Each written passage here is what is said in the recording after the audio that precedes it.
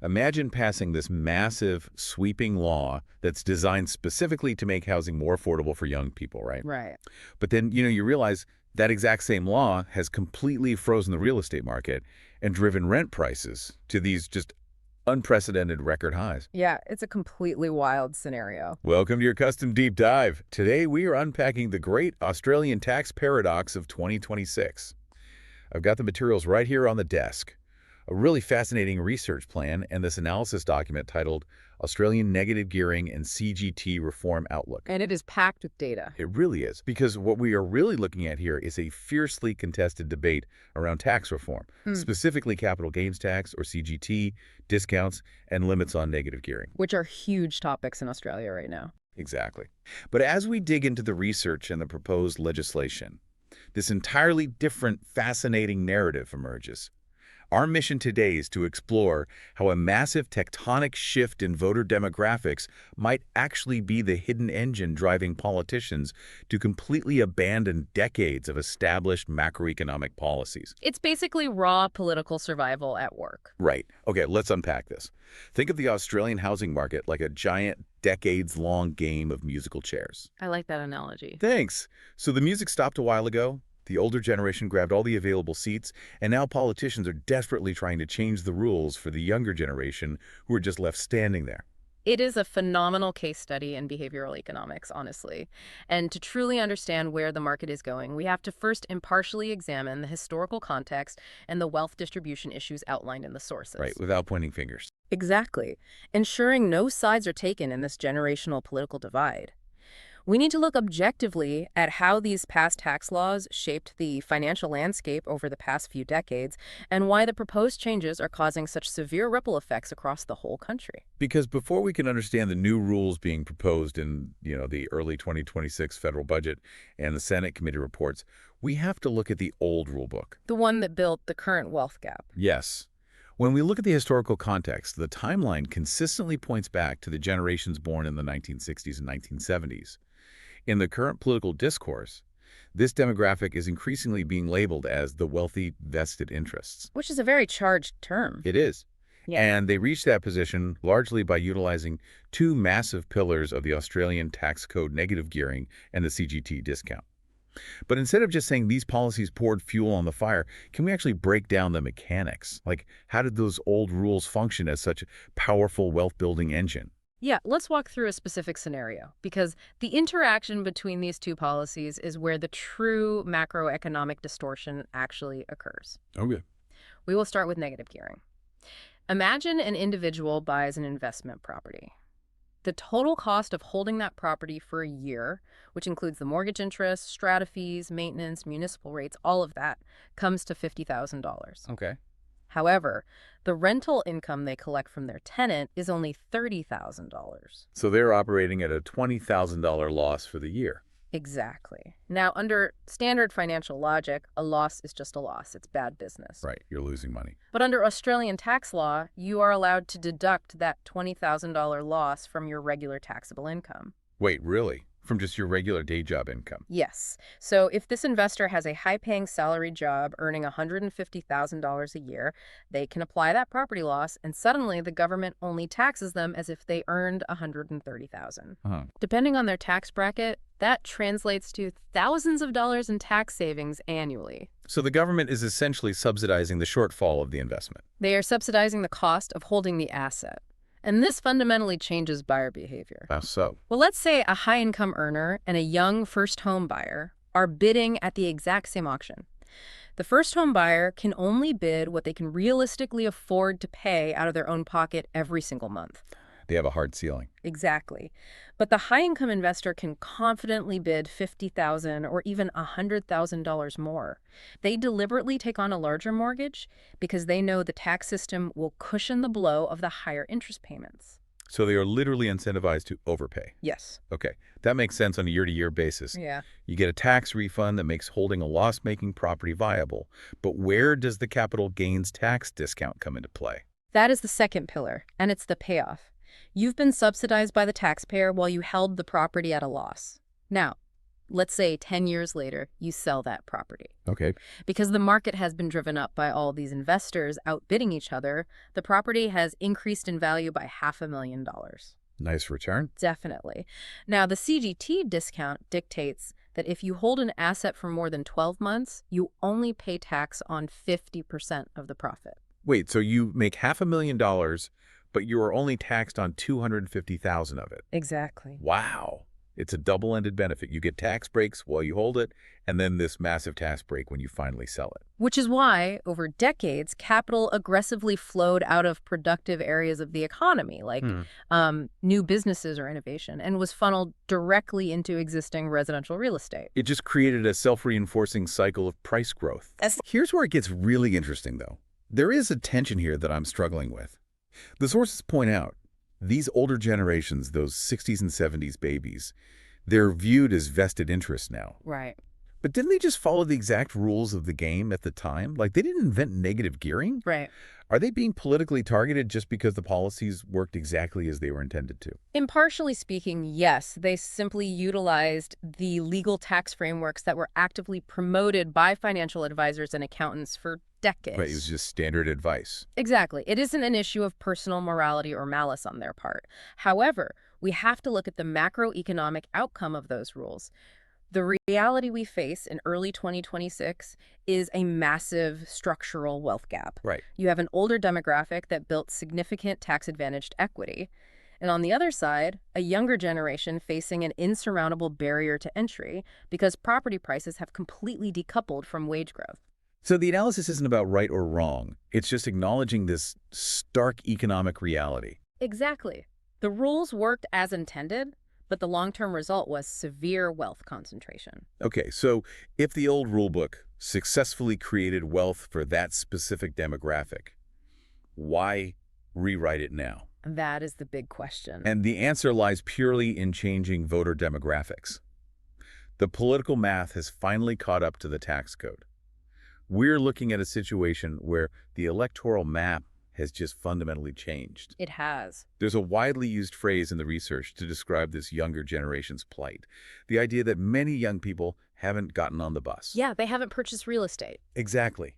They are stuck at the station watching prices speed away, and they are understandably very frustrated. The phrase perfectly captures that feeling of being permanently left behind. And you have to remember, in politics, demographics are destiny. Always. For a very long time, the political calculus in Australia favored protecting the property-owning class. They were the dominant electoral force. Right. Any threat to negative gearing was met with fierce resistance at the ballot box. Yeah. Historically, yes. But as we look at the landscape in 2026, the numbers have flipped. The younger demographics, millennials and Gen Z, who are largely locked out of homeownership, now represent a massive, formidable voting bloc. So what does this all mean?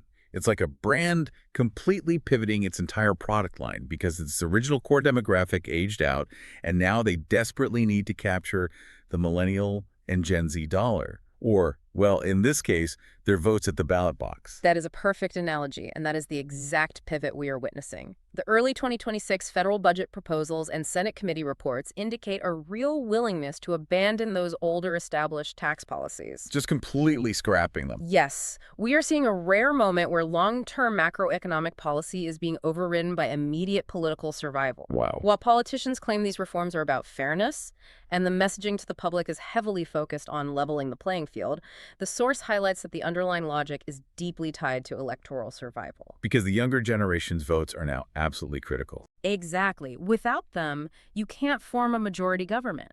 Okay, so to win over that massive block of frustrated young voters, the government proposes strict limits on negative gearing and significant reductions to the CGT discount. Right. But wait, so if I'm an older investor and I already own investment properties under the old rules, doesn't just pulling the rug out cause an immediate financial panic? Like absolute political suicide from the older voters? It absolutely would. A sudden retroactive change to tax law is universally avoided by governments for exactly that reason. So how do they get away with it? To soften the blow and prevent an immediate crash in property values, these detailed reform scenarios always include a specific mechanism. It's called a grandfathering clause. Okay. Let's break that down for the listener. Say I'm an investor, I bought 3 properties 5 years ago. Does a grandfathering clause mean I get to keep my current tax perks while the younger generation gets a totally different set of rules moving forward? That is the core of it, yes. A grandfathering clause ensures that existing investments are entirely exempt from the new laws. Your current properties would retain full negative gearing benefits and the 50% CGT discount. But anyone who buys an investment property after the legislation is enacted is subject to the new, stricter limits. So you effectively create a completely two-tiered tax system operating at the exact same time. Yes. But wait, if my old properties have these incredibly lucrative tax perks attached to them, and I can never get those perks again on a new purchase, why would I ever sell? You wouldn't. Oh, And this is the critical behavioral response that economists refer to as the short-term lock-in effect. the lock-in effect. Right. We can think of it as golden handcuffs for property investors because older investors don't want to lose their grandfathered tax perks. They will refuse to sell. So the tax benefit becomes an incredibly valuable asset in its own right. Sometimes more valuable than the property itself. The threshold to sell becomes artificially high. So if I want to sell my rental property to, I don't know, start a business or diversify into the stock market, I have to factor in the permanent loss of this grandfathered tax status. Exactly. So the easier financial decision is just to hold on to the house forever. And when you multiply that individual decision by millions of investors across the country, the physical supply of existing homes hitting the market just plummets. Wow. And that stagnation isn't just an abstract theory on a spreadsheet. It hits the actual streets. It severely restricts housing supply, yes. Which takes us directly to the rental market shakeup, because this lock-in effect has direct long-term consequences for real estate markets and rental stability across the country. It really does. Let's talk about the major metropolises. If nobody is selling their existing investment properties, what happens in places like Sydney, Melbourne, Brisbane, and Perth? Well, these major markets are already incredibly sensitive to supply and demand imbalances. In cities like Sydney and Melbourne, demand is consistently driven by population growth, immigration, and economic concentration. People always want to live there. Right, so when the lock-in effect artificially restricts the number of homes available for purchase, a significant portion of the population who actually want to buy are simply unable to find a home. Because the investors are hoarding the supply to keep their golden handcuffs. Exactly.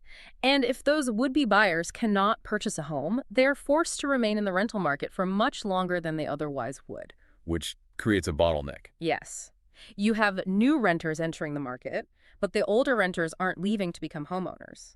The increased demand on the existing rental pool drives vacancy rates down to near zero. And that pushes rental prices to record highs. Precisely. And we anticipate seeing similar pressures in Brisbane and Perth, which are already dealing with high rates of interstate migration. But the ripple effect doesn't stop at the city limits of Sydney or Melbourne.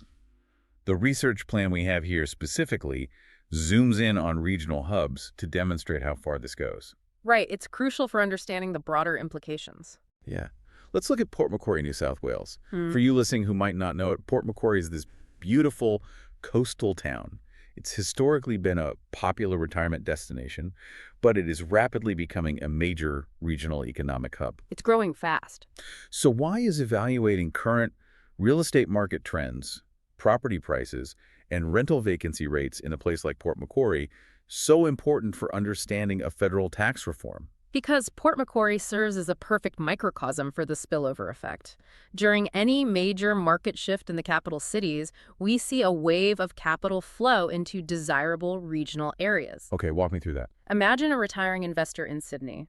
They own a highly valued, grandfathered investment property.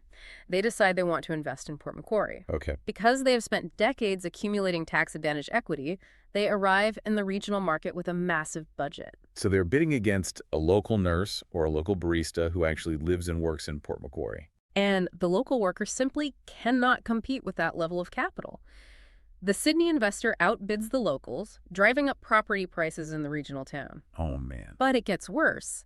The existing property owners in Port Macquarie are also subject to the grandfathering clause. Oh, wow. So they also refuse to sell their properties to protect their tax perks. Port Macquarie gets squeezed from both sides. An influx of wealthy buyers from the cities and a locked-up supply of local housing. Exactly.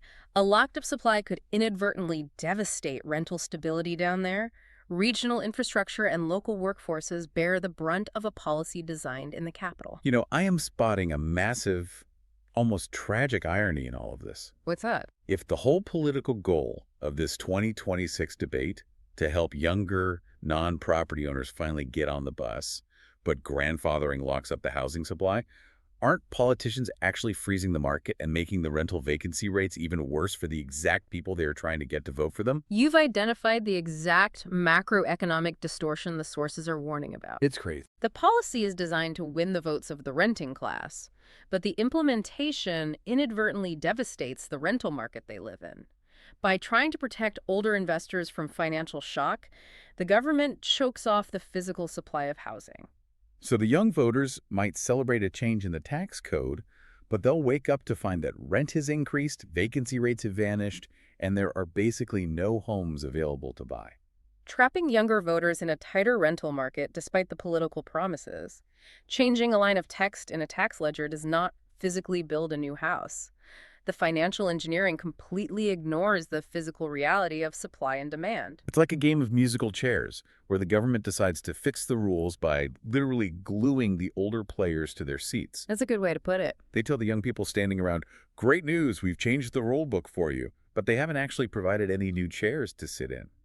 The young people are still standing, only now the music has stopped permanently. It highlights a fundamental disconnect in how these policies are structured. So, to bring this all together for you listening, the learner, what we are witnessing in early 2026 is an explosive debate fueled by a generational tug-of-war for votes. Definitely. We have a massive demographic shift forcing politicians to completely rewrite a nation's economic rulebook. They are targeting negative gearing and CGT discounts to win younger votes, but introducing grandfathering clauses to avoid political suicide with older voters. Which triggers that lock-in effect. Exactly. Restricting workforce mobility, trapping capital, and freezing the housing supply. This ultimately attempts to appease younger non-owners, but might trigger a destabilization of rental markets right across Australia, squeezing renters everywhere from Sydney down to Port Macquarie. It really is a masterclass in unintended consequences. It perfectly illustrates how political survival and shifting demographics can completely override macroeconomics. It's something incredibly valuable to understand regardless of where you live. Absolutely. And as we consider how this plays out in the long term, I want to leave you with a final thought to mull over. Let's hear it. If tax policies are ultimately dictated by whichever generation holds the most votes, and grandfathering clauses are perpetually used to protect old wealth while merely placating new voters, will a policy ever be introduced that actually addresses the physical supply of housing? Or are we destined to just forever rearrange the tax code, creating new sets of golden handcuffs, while the younger generation is left permanently waiting at the station for a bus that simply doesn't exist?